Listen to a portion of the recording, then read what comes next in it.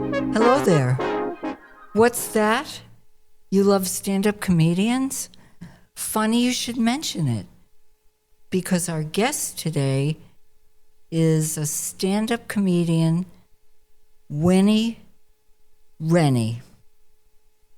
How are you, Winnie? I'm great, Ann. Thanks for having me today. This is my first podcast. I'm very excited to be here. I am too. So tell everyone at home why I thought your previous profession would make them smile. Well, I'll start, Annie, by saying this. A lot of people can't guess what I used to do for work. And now that I'm retired, I need to supplement my income a bit. So in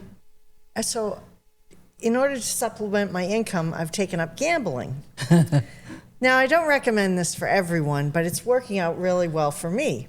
So I've made a lot of money and by doing this because people just can't guess. And the audience is a nice audience. I don't want them to lose their shirts, so I'll just tell them I'm a retired Massachusetts state trooper. And where does the humor come from? Well, actually, I used humor all through my life. I grew up watching Lucille Ball,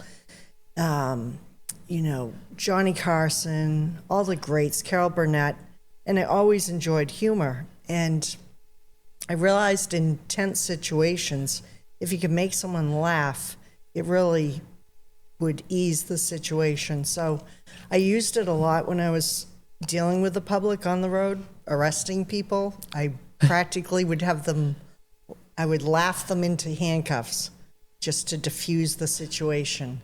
And a lot of stress, of course, on the job, seeing fatal accidents and what have you. And as troopers, we would gather during the shift and have a cup of coffee and tell our stories. And, some of them, like some things that people do, like you just say, okay, nothing's ever going to top this. And then you go in the next day or the next night for your patrol, and lo and behold, something happens and it tops what happened the night before. And you just have to laugh about, you get back in the situation, you're very professional and calm and all of that, but then you get back to the barracks and you just have to let off the steam and the stress, and you tell the story to your fellow comrades, and we just get, cackling away. And then that reminds a trooper or a sergeant of something that happened to them 3 days ago. And so then they tell that story. And that's where the comedy and the policing come together. Yes, it's not they're not as far away from each other as one would think. And actually that's quite beautiful that you used it even with people who didn't want to be arrested. Exactly. And, I was very lucky because I wasn't in a lot of fights or gunfights or anything like that. And I really think it's because the way I would handle people and the situation at hand. And the humor definitely helps with that. Well, there is a reason why there's that old saying, laughter is the best medicine. Absolutely. I totally believe that's my slogan. It really is. I was looking at a book the other day. It was called One-Liners from Movies. And there was one from Beverly Hills Cop that said, getting arrested is not sexy. All right.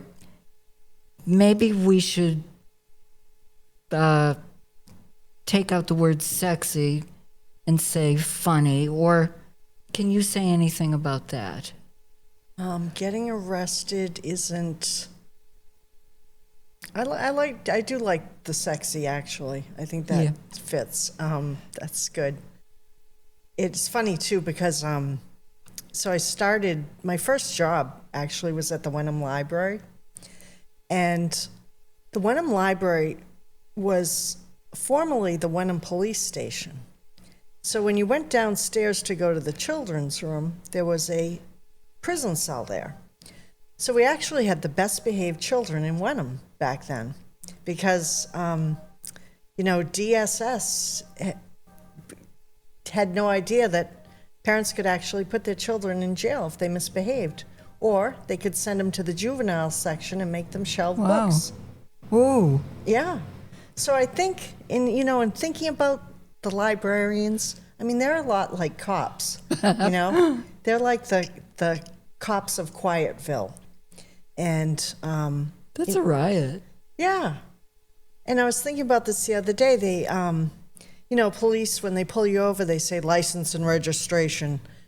Librarians say, do you have your library card? Or do I have to pat you down for overdue books? Right.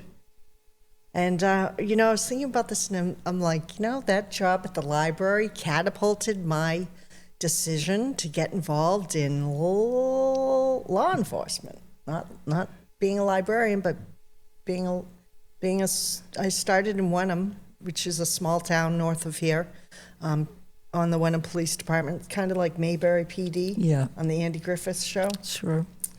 That's nice. Yeah. Well, that's a beautiful thing. So, I know how funny you are. I've heard you. Thank you. Where are you going to be performing? So I've heard you perform, and you're very funny, I have to add. And we first met at the Off Cabot here in Beverly on Wallace Street, and that's the next time I'm going to be performing. I bet you'll be there too at the end of the month. I will. I believe it's the 20th. No, when is it? 28th. The 28th at 8 o'clock. All right. So why don't I just say, for people who don't know, number 9 Wallace Street, the Off Cabot Comedy Club has an open mic night, and we will be there. Yes, we will. And prior to that, I'll be in Quincy next Saturday, the 23rd. I'm in a comedy competition. I've made it to round 2. There's 3 rounds altogether.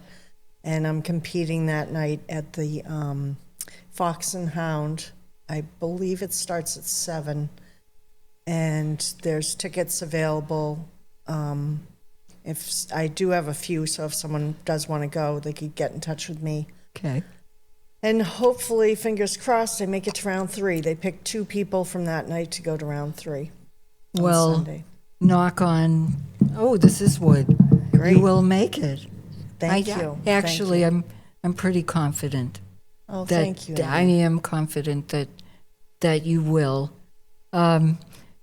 I know that you are also multi-talented, and I mentioned to you that there's a new slang. It's called multi-hyphenate. I'm never going to use that again because it's difficult for me to say multi-hyphenate. But I wanted to sound knowledgeable. So you are multi-talented, multi-hyphenate. Why don't you tell us some other things that you are doing in the entertainment world or any other? So I started singing. I was singing at the Larkham Theater, which is right next door to the Off Cabot. And that's a whole story about how I started the comedy from that, but I'll answer your question. So I've been doing that, and then I've been doing background acting work, and that's been a lot of fun. I've done it this year. I've done it 6 times, and they've asked me about my availability for the fall, so I'm really excited. We really can't talk about what production we're until it comes out, and then we can. But it's just been a lot of fun. Met a lot of people. I had no idea there's New England studios here in Massachusetts out at Devon's, Mass. That's great. And it's like Hollywood. They have like 4 big studios where they build sets and film, and then they take the sets down. And Massachusetts has great tax incentives for production companies to film in Massachusetts. They get great tax credits. So that's been good because it's bringing a lot of filming to Massachusetts. Do you have to belong to an actors No, club? currently I do not. And it's working out there. They have a lot of opportunities for non-union background actors. So currently, no. Okay. Well, it sounds very rewarding and exciting. It is, and I've met some great people, and it's interesting too. I noticed my police work background really helps because you don't have a lot of time. Like they'll say, "Are you available?" And then you don't hear from them, and then all of a sudden 6 o'clock at night they're like, "Okay, we want you tomorrow at 11 in Devon's or wherever," and so you just have to go. And then once you get there, you don't know how long you're going to stay. Like one night I didn't get home till 3 a.m, but my being able to adapt from working as a police officer definitely is coming in handy in this situation. Yeah. That makes sense. And how did you find the Off-Cabot Comedy Club?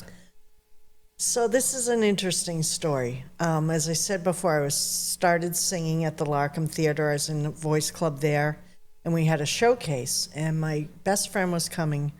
She was worried about getting there in time because she had to drop her son off at the airport. And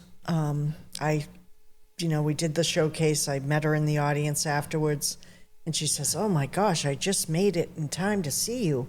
She said, "I went to the wrong place." And I said, "Would you go to the Cabot?" And she goes, "No." She goes, "I went right next door to the Off-Cabot."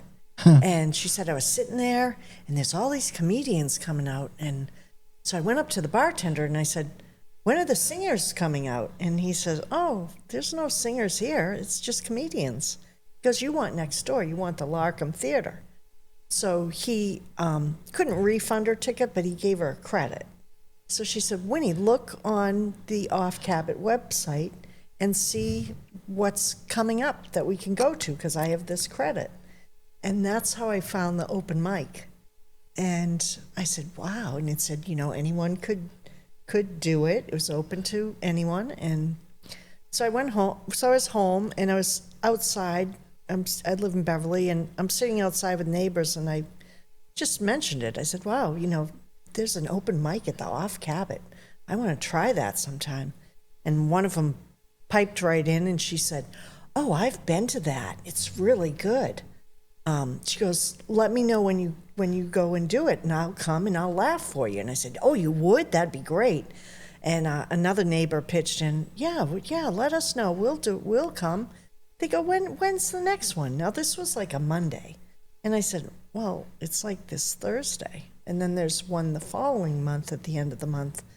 And they all said, "Well, we can go." Next thing you know, I had 6 people coming to see my first open mic. So I went, and it went well, and I had the 6 cheerleaders. And then it was funny because about a week later, I'd see one of the neighbors, and they go, "When are you performing again?" And I'm like, "Performing again? Like, who's the comedian here, you or me?" Right. But they were very encouraging, and I love the Off-Cabot. It's just such a great venue, and It great is. people, and I've got to meet great people like yourself and see your work as well. Well, thank you. I actually consider it my comedy home. Yeah. It's because it's supportive. Definitely. It's a is supportive environment. I love writing new material and getting up there and trying it, and the lighting and the stage is beautiful.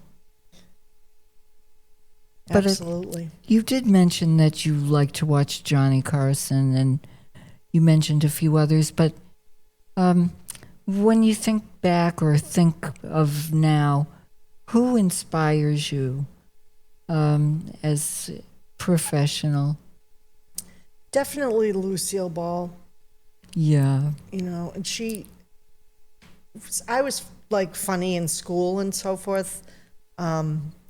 school was stressful for me. I never went to kindergarten or nursery school. So the first day of first grade, I was in shell shock. I thought the teacher's saying, who can color? She's saying, who can count to 100? Who can read? And I was like, I thought we just came here to color. Oh. And so I definitely, watching Lucille Ball and Carol Burnett and all of those, I would bring humor to the classroom too, because it was like, I'm stressed here. I don't know what this word means, and make a joke of it, just to. Those were great shows. As my favorite show was I Love Lucy, but Carol Burnett was so funny because they would sit there cracking up on stage, Right. and trying not to laugh. Yes. And that was the most fun, Right. to watch them try not to laugh at each other. And I miss those kinds of shows. Right. I hope there's a little bit of them in what I do. Right. And so, besides off cabaret, where else do you like to perform? The Winner's Circle in Salisbury Oh, right. on Route 110. And it's funny because I used to patrol out of the Newbury Barracks for 11 years. So I have a lot of arrests in that area that were pretty funny. Yeah. You're making people laugh too hard. Without a license, you're in trouble. Right. Walk a straight line. No, I can't. I'm laughing too hard. I'm laughing too much. But no, I can see from your childhood that you were meant to do comedy. Definitely. I can see a pattern. Yeah. So, I also was listening to a podcast where somebody said comedy comes out of anger. I don't agree. I don't agree with that at all. No. I can't even say that I see comics that their skits are coming out of anger. No. I don't see it. No, but I do think it is a belief that might get around. But my comedy comes out of joy. Definitely. Yeah. And what else? This is a hard question. It's very vague. But where does your comedy comes out of joy and kindness Joy and compassion? Yes. Some friends will come want to know where I'm performing, and they want to come watch, and they say, well, please don't heckle me. And I said, I would never do that. I would never heckle anyone. Right. You're here to support me. I'm here to make you laugh. And I take that very seriously. I think heckling is just a word that people like to use. They don't really know what it means. Maybe they watch Seinfeld, Right. and that came up in a few episodes, but I've never seen anybody get heckled anywhere. Yeah, I have a little You bit. have? Yeah, I have a little bit, and I could see where someone would be concerned, but when I'm up there, don't be concerned, because I'm never going to heckle you. That's great. So, you mentioned that you were in a comedy competition, but is there anything else you would like to say that you're I doing? just actually in October, I'm going to be. This new one just came up. Shane's Barbecue. I think it used to be Stacy something's on Hampton Beach. So Okay. I'm going to be there Thursday, October 2nd. Oh, and then this is really a little diversion, but again, like I do a lot of different things, multi-hyphenated. Yeah, very good. Yeah. So I've been volunteering for, it's called the HERD program, and they help veterans and their caregivers Either the veteran has dementia or their husband or wife has dementia, and they do this horse therapy program. And they're going to have a fundraiser, their first fundraiser. They just became a nonprofit at Giggles Comedy Club. Okay. And that's going to be October 16th. And I'm very excited because my goal has been to get to Giggles Comedy Club, and I'm going to get to perform that night along with Steve Sweeney, Tony V, and John Pesci, I believe. Yeah, Johnny Peasy? Johnny Peasy. Yeah. Yeah. So I can't wait for that. I'm really looking forward to it. Excellent. Well, you've got so much coming up Yes. and so much to look forward to. So, in closing, I'd like to ask you if you have anything else you want to add, or